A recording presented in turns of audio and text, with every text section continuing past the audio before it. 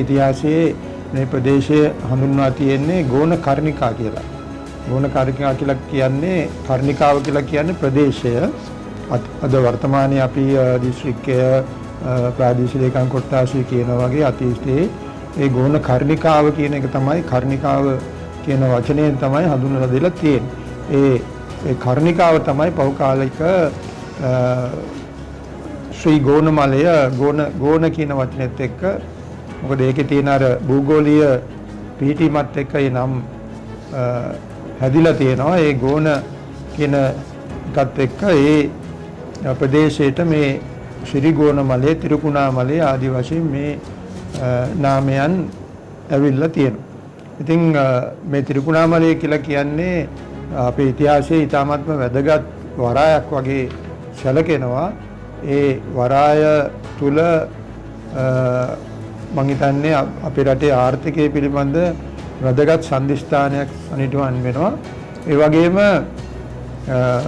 බෞද්ධ ඉතිහාසයේ බොහෝ දේවල් මේ නැගෙනහිර පළාතේ සිද්ධ වෙලා තියෙන බව අපි දන්නවා. විශේෂයෙන්ම දළදා වහන්සේ වැඩම කිරීම සිද්ධ වුණේ නැගෙනහිර පළාතේ ලංකා පටුන කියන ස්ථානයේ. ඒ වගේම මේට ඉහළින් තිරුකුණාමලට ඉහළින් තියෙන කිරියාය ස්ථානයේ තියෙන ඒ පැරණිම චෛත්‍ය තපස්සු බල්ලුක වෙළඳ දෙබෑන් විසින් ඉදිකරන ලද චෛත්‍ය රාජායන් වහන්සේ. ඒ වගේම කුච්චවේලි කියන ස්ථානයේ තියෙන පැරණි බෞද්ධ පුදබිම.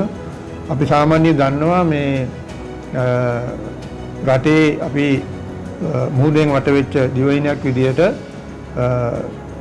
ඒ දිවයිනේ මුහුද ආසන්නයේ තියෙන සෑම කඳු ගැටයකම මේ චෛත්‍ය නිර්මාණය කිරීම අපේ සංස්කෘතියේ කොටසක් විදිහට තමයි සැලකෙන්නේ.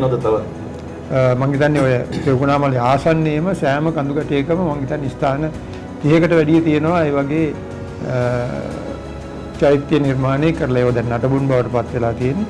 ඉතින් ඒ නිසා මම හිතන්නේ ඒක හිරිගඩු සෑයත් මම හිතන්නේ ඒක ආරම්භයෙන්ම ඒකට වෙනම කතාවක් තිබුණත් ඒ සම්ප්‍රදාය මම හිතන්නේ දිගින් දිගටම ගිහිල්ලා තියෙනවා. මොකද මුහුදේ යාත්‍රා කරන නාවිකයන්ට මේ දර්ශනය වීමෙන් මේ රට පිළිබඳ ලොකු හැඟීමක්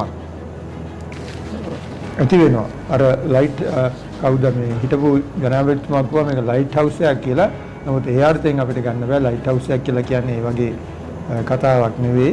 හැබැයි මේ සංකේතයත් එක්ක චෛත්‍ය සංකේතයත් එක්ක මේ රට පිළිබඳව ලොකු ආකර්ෂණයක් ඇති වෙලා තිබුණා. ඒක ආර්ථිකයට ඉතා වැදගත් වුණා. මම හිතන්නේ මේ සිද්ධාස්ථාන ගොඩනැගීම සම්බන්ධව. ඉතින් මුහුදාසන්නේ එවැනි තැන් පිහිටවීම අමුතු දෙයක්.